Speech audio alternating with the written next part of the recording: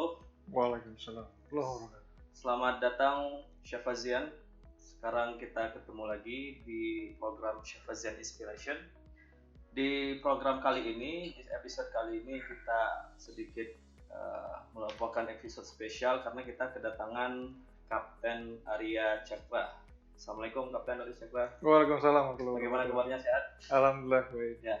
Jadi Kapten Arya Cakra ini merupakan kapten yang dia telah berhasil menempuh ataupun telah berhasil mendapatkan kapten ya, bar 4 ya, bar 4. Iya, Bar 4 itu di usia yang sangat muda ya, bisa tergolong muda dari dia mengawal karirnya itu selama 4 tahun ya.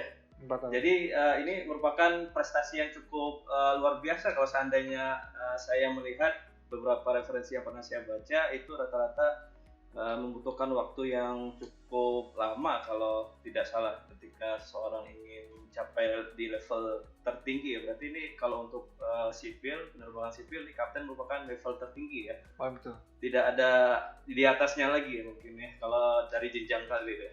Iya. Ya, jadi mungkin beberapa episode yang telah lalu kita juga berbicara ya mengenai orang-orang yang mungkin bisa kita ambil hikmah dan pelajaran dari jenjang karirnya ataupun kehidupannya. Jadi begini Caps, kita di Chef Fazian Inspiration ini kita ingin sedikit banyak melihat bagaimana track record ataupun perjalanan karir Kapten nih. Jadi sebelumnya nih saya mau nanya nih Kapten Arya. Kan saya nih dulu katakanlah ya kita semuanya dulu kan mempunyai cita-cita masa kecil ya. Iya, betul. Ya, ada yang mungkin jadi dokter. Kalau jujur saya dulu cita-citanya simple, pengen jadi ulama saja. Karena kenapa? Iya, karena kenapa? Karena saya lihat tuh di Aceh itu kan banyak ini ya atmosfernya terlalu religius. Jadi ulama itu seperti mendapat fasilitas dari pemerintah Pemda gitu kan, dapat mobil lah, dapat rumah lah, tapi dia kerjaannya nyantai gitu. Iya. Ya, tapi makin kesini makin beda itu. Bahkan ketika saya S1 itu cita-citanya simple, yang penting lulus aja gitu. Nggak macam-macam. Jadi gimana Cap, bisa diceritakan mungkin apakah memang Kapten ini cita-citanya waktu dari kecil sudah pilot ataupun ada merambah ke yang lain mungkin? Silakan Cap. Oke. Sebelumnya saya dulu waktu masih kecil karena orang tua itu pilot, bukan pilot sipil tapi pilot militer. Nah, beliau tuh selalu mengajarkan saya tentang pesawat, seperti apa sih pesawat itu dan bagaimana sih menerbangkannya. Dan bahkan juga saya suka diajak sama ayah saya untuk duduk di dalam kokpit gitu. Maaf Pak, Cap, ini kan air beneran jadi kalau mau diminum. Oh iya, Bukan gimmick saya. Ya, silakan. Oke. Ya, jadi dulu karena masih kecil itu sering diajak ikut sama orang tua ayah saya untuk ikut terbang. Apalagi dulu ayah saya sering terbang sampai daerah timur, dari barat sampai timur, hampir seluruh Indonesia dia itu terbang. diajak ya? Benar. Diajak. Jadi waktu pas ada kesempatan saya libur sekolah, itu saya selalu diajak gitu. Saya ingat banget waktu itu kami pergi ke Ambon. Oke. Jadi waktu pas pergi ke Ambon itu beliau itu ada first officer-nya. First officer-nya kebetulan masih tetangga. Nah, itu saya selalu duduk tuh di samping sebelah karena pesawat itu kita pakai pesawat CN235. Oke. Oh, Ya, buatan ini ya PTDI ya. PTDI betul. Nah, itu kokpitnya luas. Oke. Jadi anak kecil aja bisa masuk duduk di sampingnya. Di samping sebelah. Samping sebelah ayah saya. Oke. Nah, berarti dekat dengan jendela ya? dekat jendela pastinya. Oh, iya. Dan itu benar-benar view-nya wow, luar biasa. Nah, dari situ saya terinspirasi dari beliau. Saya bisa nggak ya jadi seorang pilot? Ya, itu dari kecil ya? Mungkin dari kecil. Dari perjalanan SMP SMA itu ada perubahan. Jadi apa gitu kan? Kemudian tiba-tiba jadi pilot gitu. Nah, jadi pas habis jadi kecil itu seperti yang saya ceritakan, saya sering ikut terbang dengan orang tua saya. Lalu nanti mulai dari SD, SMP, SMA, orang tua saya mendidik saya untuk awalnya untuk menjadi seorang tentara. Oke. Cuman karena saya sebenarnya dalam hati itu saya tidak niat untuk jadi tentara. Seperti itu ya. Dan akhirnya ya karena saya awalnya itu pengen cita-cita pengen menjadi seorang bisnisman. Ya. Seorang bisnis yang dimana saya ngeliat dari kakek saya. Tanpa menjadi pilot pun kita bisa keliling dunia gitu. Ya. Nah, kalau boleh tahu bisnis kakeknya apa ya? Dulu kakek itu bisnis dari gudang garam. Dia perkebunan cengkeh di Banda Aceh. Iya. Nah, cengkeh waktu itu komoditas yang sangat komoditas utama. Ini ya, sangat tinggi harganya. Betul. Pada waktu itu. Nah, beliau udah cukup lama di bidang itu dan akhirnya menjadi kepercayaan dari gudang garam. Oke. Nah, dari situ saya melihat beliau tuh sering jalan-jalan keluar dan itu tuh salah satunya juga jadi inspirasi saya karena dulu masih kecil ya berubah ya. Berubah gitu. Dan itu normal. Iya, dan itu normal gitu. Saya awalnya pengen jadi pilot atau pengen jadi businessman. Iya. Pas SMA berubah lagi gitu. Jadi apa nih kalau SMA? Waktu jadi SMA, lulus SMA, saya mulai senang dengan komputer. Oh iya. Jadi dengan komputer itu saya sukanya main game gitu. Dulu pernah dengar Counter Strike kalau main. Oh, Counter Strike. Iya, Counter Strike. Ya, game yang tembak-tembakan itu. Benar. Betul. Jadi yang jadi tentaranya apa yang jadi penjahatnya? Dua-duanya. Iya. Nah, dari situ tuh jadi mulai seneng tuh dengan komputer tuh. Apalagi mulai bilang dari Photoshop, terus dengan programmingnya salah satunya. Nah, lalu setelah lulus dari SMA, baru saya memfokuskan, waduh saya mau kemana nih? Saya pengen jadi pilot, akhirnya saya coba daftar ke Curug. Gitu. Curug itu tahun 2006. Curug itu mungkin bisa dijelaskan apa sih? Itu adalah STPI sebenarnya, sekolah dari pemerintah. Sekolah Tinggi Ilmu Penerbangan. Sekolah Tinggi STPI, Sekolah Tinggi Penerbangan Indonesia. Nah, itu ada di Curug. Nah, itu dulu awalnya saya kalau masuk itu di angkatan 60. Cuman waktu itu pas saya tes, saya nggak ada kabar. Karena waktu itu sudah dari orang tua, udahlah kuliah aja dulu. Tes gitu. Ya udah dari saya kuliah dan ternyata sebenarnya di Curug itu saya keterima. Cuman nggak saya ambil. Nggak diambil ya? Karena di Malaysia juga udah diterima. Jadi ini kuliahnya di Malaysia ya? Itu di Malaysia. Nah, setelah kuliah, habis itu baru di situ saya bertemu dengan komunitas para pecinta simulator. Jadi kayak F-Geek lah, Aviation Geek. Dari pecinta tentang pesawat. Mulai dari aviation photography, kayak gitu. Ini kalau di dunia blogger mungkin Sam Cui ya? Kurang lebih kayak seperti itu. Ya? Seperti Sam Cui. Nah, itu dari situ ada satu teman saya, dia orang Medan, dia benar-benar F-Geek banget. Dia akhirnya mengajarkan saya untuk menerbangkan di flight simulator. Awalnya dia menginstal flight simulator itu di laptop yang awalnya buat ngerjain project kampus. Akhirnya ujung-ujungnya beli laptop cuma buat main flight simulator. Ya, begitu ya rupanya ya para Syafazian. Jadi memang kita ini normal ya kalau seandainya dari kecil kita mempunyai cita-cita yang satu, kemudian di perjalanan itu macam-macam tuh bakal cita-citanya tuh banyak lah masukan-masukannya kan, tetapi ujung-ujungnya juga akan muara ke satu hal, yaitu cita-cita masa kecil saya. Jadi cita-cita masa kecil kita semua ya. Kalau Pak Kapten Arya ini sebagai pilot ya luar biasa nih, sampai niat gitu ya beli komputer yang memang buat simulator. Dikhususkan buat simulator gitu. Sampai beli joysticknya, sampai di kamar kosan itu dibikin seperti muka pesawat lah waktu itu. Kalau saya jadi Kapten Arya mungkin sudah saya rentalkan ya.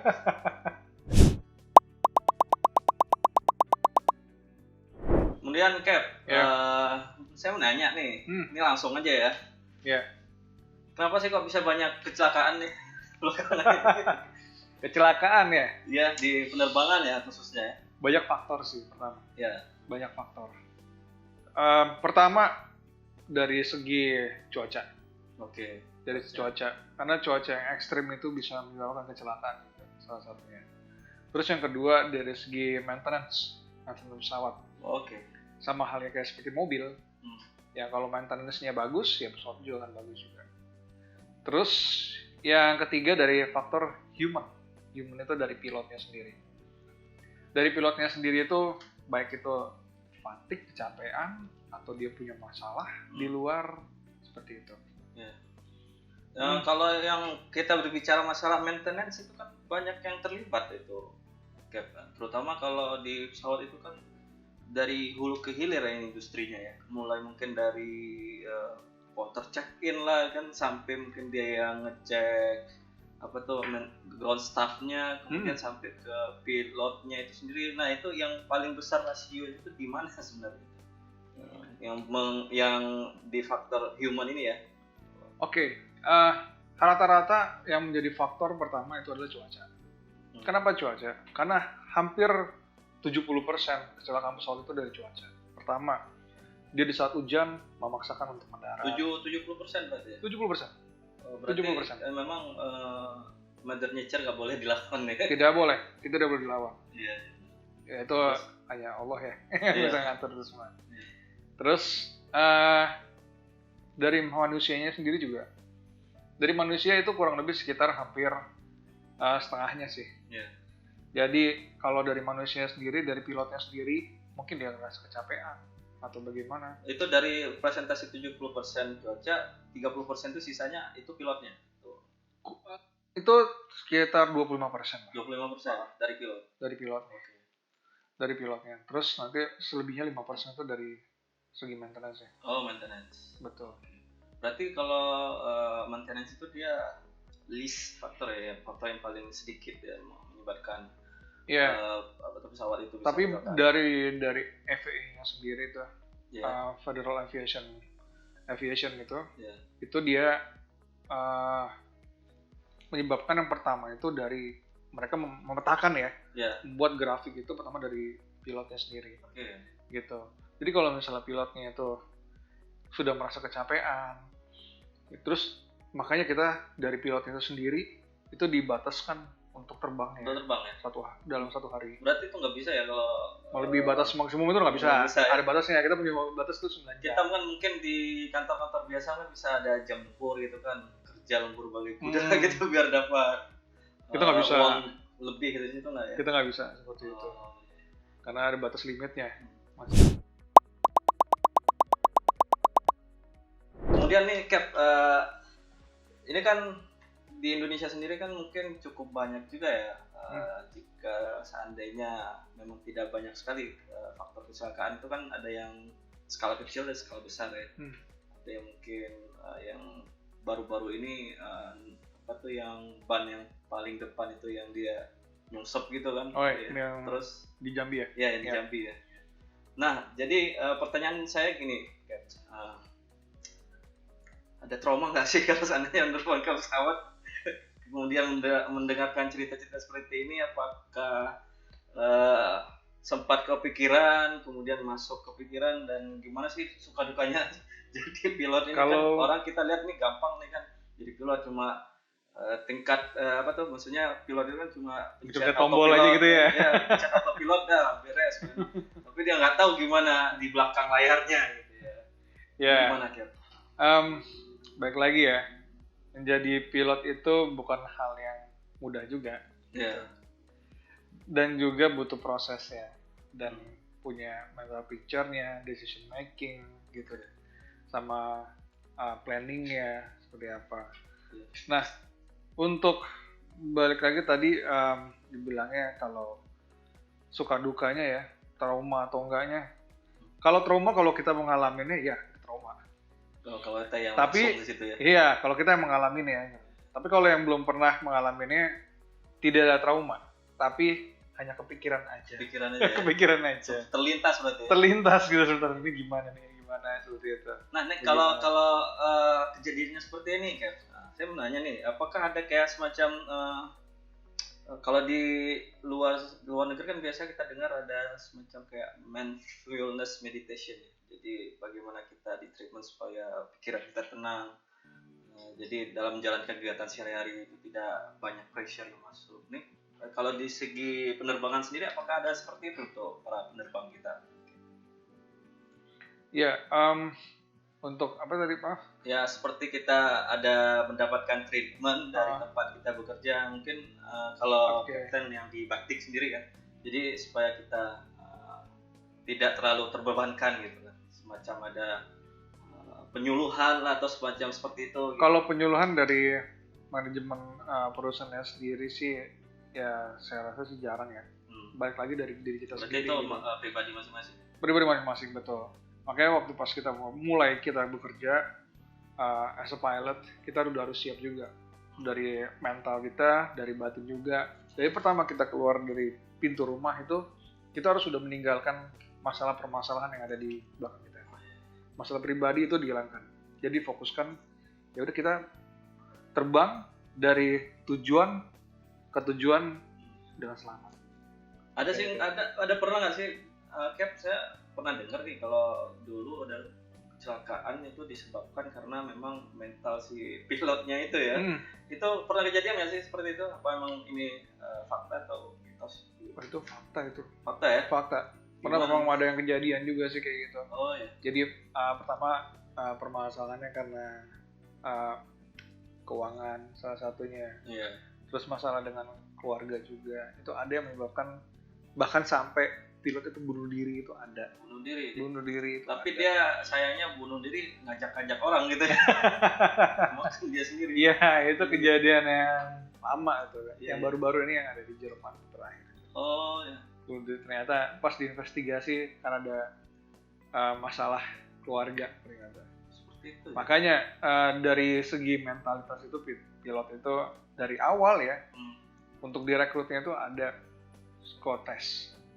Tentang psikologisnya pilot itu sendiri gitu. Ya, berarti ini bisa disimpulkan orang yang bipolar nggak bisa nih jadi pilot ya. Sepertinya sih nggak bisa. Yang suka mudian gitu sih nggak bisa. Ya kalau misalnya mudiannya setelah jadi sih itu Allahu alam ya.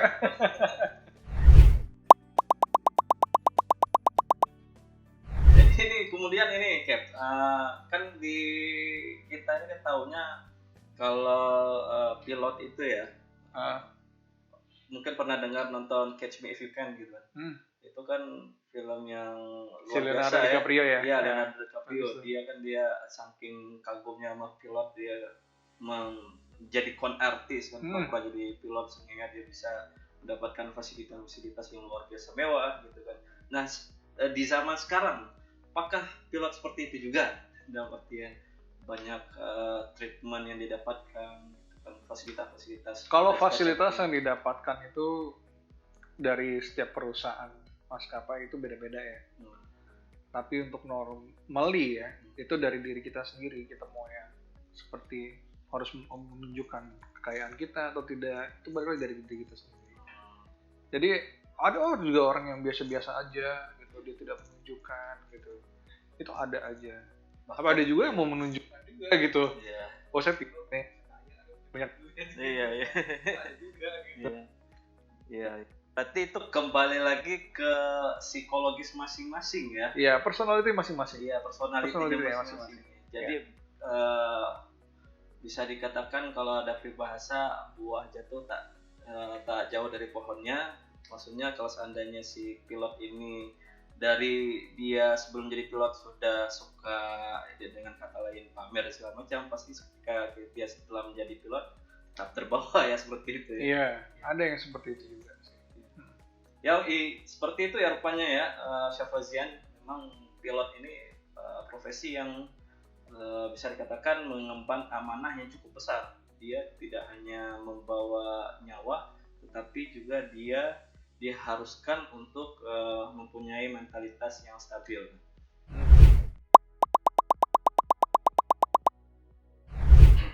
Kemudian ini Captain kan sudah berada di puncak ya istilahnya. Jadi memang sudah nggak ada lagi di atasnya ya. Yeah. Kemudian bisa diceritakan sedikit nggak gimana cara-caranya supaya tips-tipsnya, kemudian ada info-info yang bisa di-share ke para Syafazian semuanya di sana menjadi pilot yang seperti Kapten Arya ini? Oke. Pertama, untuk menjadi seorang pilot itu yang pasti lulus SMA ya. Oh iya. Lulus SMA. Terus kedua masuk ke flying school. Okay. Flying school di Indonesia ini tergolong banyak sekali di Indonesia. Oh iya. Banyak, kita bisa pilih. Di seluruh Indonesia atau cuma di Jakarta saja? Ada di beberapa daerah di seluruh Indonesia tersebar. Yeah. Nah, dari mengenjang di flying school itu range-nya kurang lebih antara 1 tahun sampai 2 tahun. Lama pendidikan. Lama pendidikannya untuk pendidikan sendiri. Nah, setelah itu baru ke maskapai. Maskapai itu mau komersial ataupun kargo ataupun charter itu bisa. Gitu. Jadi setelah lulus flying school masuk ke airline. Setelah masuk di airline kita di training tergantung dari pesawatnya yang maskapai itu punya. Lalu setelah itu baru setelah training pendidikan kurang lebih sekitar 6 bulan di maskapainya. Baik itu dari ground trainingnya, lalu masuk ke simulator, lalu masuk ke fase line training, kita terbang dengan pesawat itu didampingi dengan instruktur. Setelah itu baru kita rilis kita mulai terbang. Itu pun dari jenjangnya itu, dari peringkatnya itu pertama first officer ya, first officer, junior, masuk ke media, lalu ke senior, lalu setelah itu masuk ke fase captain. Itu Cap, ada nggak beasiswa gitu ataupun yang kita bisa masuk seperti STPDN, kemudian jenisnya sekolah gitu? Oke. Untuk beasiswa itu ada. Itu dari pemerintahan maupun dari swasta sendiri. Kalau dari pemerintah itu tadi sudah dijelaskan di STPI Curug ya, di Curug itu. Lalu untuk di swastanya itu ada di Line Group AAA. Nah itu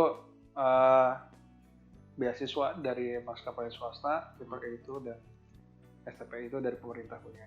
Berarti mereka ini sudah masuk beasiswa dan dijamin langsung masuk Line Group itu ya? Kalau dari swasta dari AAA ya masuk ke Line Group. Kemudian nih Cap, bedanya antara flying school di kita dengan di luar negeri itu seperti apa sih? Karena kan saya banyak lihat tuh di majalah-majalah angkasa gitu kan, ada yang flying schoolnya di Filipina lah, kemudian di Malaysia, dan dengan yang kita punya di Indonesia itu seperti apa sih? Sebenarnya sama ya, sama aja mau di Indonesia ataupun di luar negeri sekalipun. Hanya saja kalau di Indonesia itu setelah lulus dari flying school langsung masuk ke airline. Kalau dari luar mau masuk ke airline di Indonesia itu harus endorsement lagi, karena license yang dipegang yang dimiliki oleh siswa ini itu masih license dari luar gitu. Jadi dia harus endorse dulu, merubah dulu menjadi license Indonesia, habis itu baru masuk ke airline. Prosesnya memang agak lebih panjang kalau dari luar daripada yang di lokal itu sendiri. Ya, itu menyangkut periuk nasi orang banyak ya di Indonesia. Betul sekali. Makanya agak dipersulit. Iya.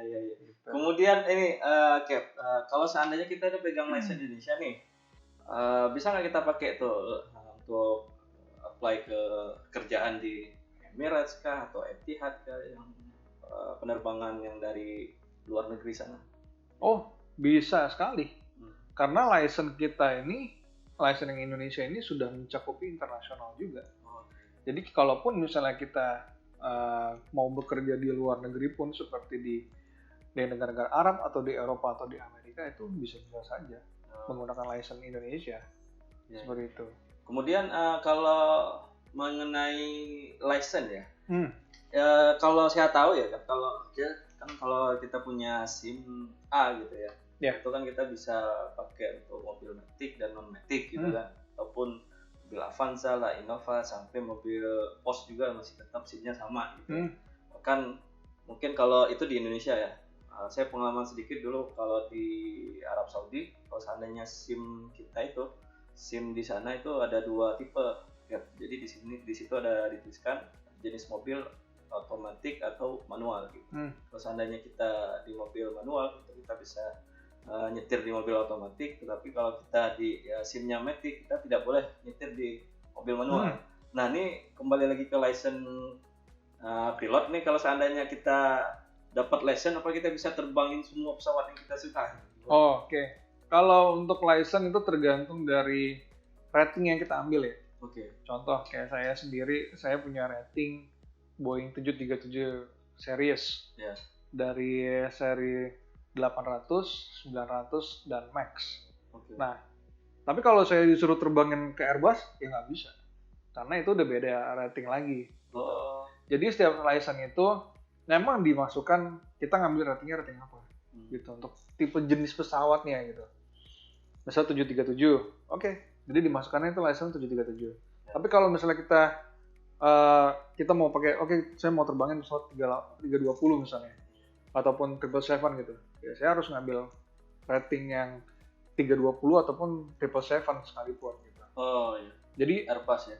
Ya, Airbus di 320, nah itu harus sekolah lagi gitu.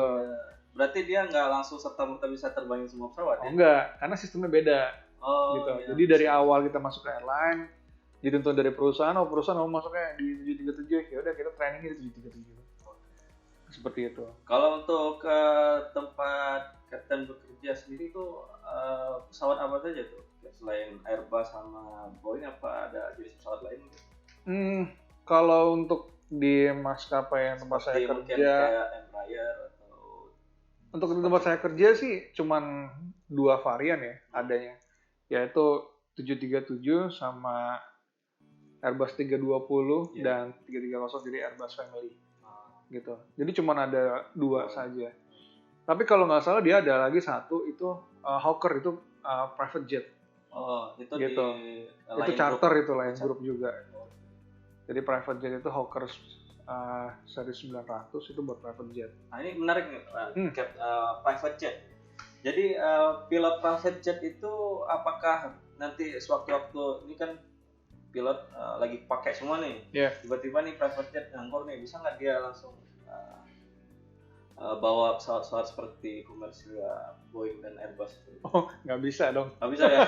Kan balik lagi, itu ratingnya beda. Gitu. Kayak misalnya kita punya mobil SIM A gitu ya. Kita punya SIM A, ya udah kita kan nggak boleh pakai SIM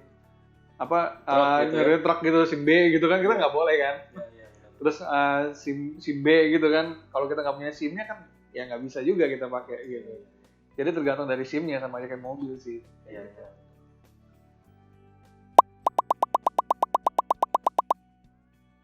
Kemudian nih Caps, pertanyaan terakhir nih. Jadi sudah di posisi Captain, itu kan lama tuh, 4 tahun itu waktu yang tidak singkat. 6 tahun ya, luar biasa.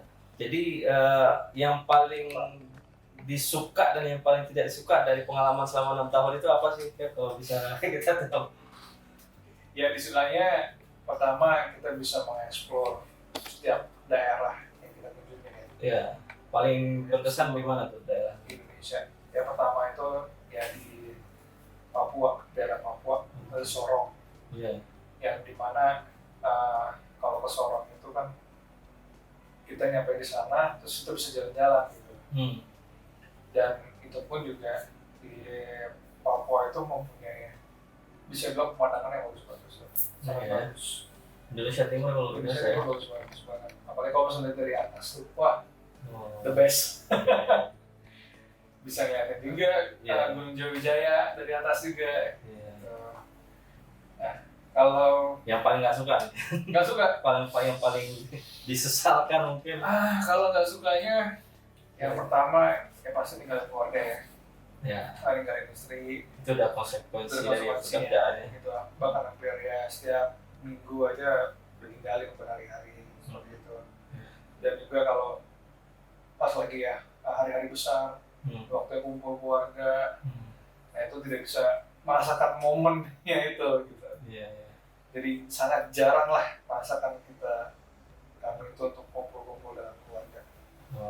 Di saat seperti Lebaran. Ada nggak momen tertentu itu yang memang harus kumpul gitu kan keluarga, tapi kapten nggak kumpul gitu, kira-kira ada nggak? Ada, biasanya dari pas lebaran sih rata-rata. Iya. Pas lebaran gitu, yang keluarga pada bumbu semua, ya saya nggak bisa kumpul gitu. Terus juga momen pas saat nikah, habis nikah, ya harusnya bulan madunya ada cukup lama, untuk orang-orang kan lama ya. Iya. Nah, itu cuma berapa hari habis langsung terbang lagi ya. Luar biasa gitu.